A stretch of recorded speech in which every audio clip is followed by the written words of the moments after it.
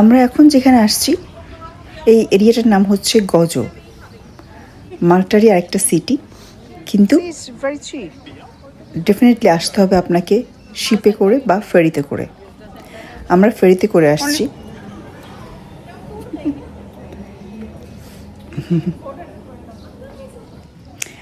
আর এটা হচ্ছে মেনলি প্রাচীর দুর্গ।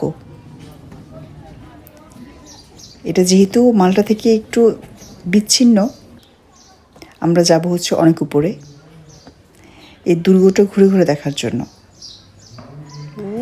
আমি এরও আগে অনেক পিকচার তুলেছি, ছবি তুলেছিলাম, কিন্তু আজকে আমি দেখাচ্ছি এটা, এই যে সিঁড়িতে করে যত উপরে ওঠা যায়। এখন আমি একেবারে উপরে। এই হচ্ছে চারপাশ প্রাচীর দুর্গ। সবাই এখানে আসছে,